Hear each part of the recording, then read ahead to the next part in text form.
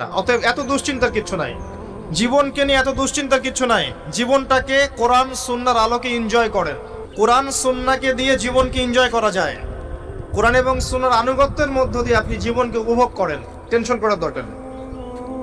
মনে রাখবেন, আল্লাহ যদি আপনার সাথে থাকেন এবং আল্লাহ যদি আপনাকে কবুল করেন, পৃথিবীর কোনো শক্তি নাই আপনাকে টলাবে। পৃথিবীর কোনো শক্তি নাই, পৃথিবীর সমস্ত শক্তি একত্রিত হয়ে আপনার চুল বাঁকা করতে পারবে না, যদি আল্লাহ আপনার সাথে থাকে। আর যদি আল্লাহ আপনার সাথে না থাকে, আইওয়াস শোডাউন দিয়ে কোনো লাভ হবে না, কেউ আপনাকে বাঁচাতে পারবে। অতএব আল্লাহকে আপন করে নেন, যার যার হক তাকে তাকে দেন, নিজের হক আল্লাহর কাছে চেয়ে নেন, ইনশাআল্লাহ আপনি সুখে থাকবেন। এর আগে আল্লাহ পাক একা ছিলেন, আর কিচ্ছু ছিল না। হুয়াল আউয়াল ওয়াল আখির ওয়াজ যাহির ওয়াল বাতিন ওয়া হুয়া বিকুল্লি শাইইন আলিম, সূরা হাদীদ। আল্লাহ পাক একা ছিলেন, কোনো কিছু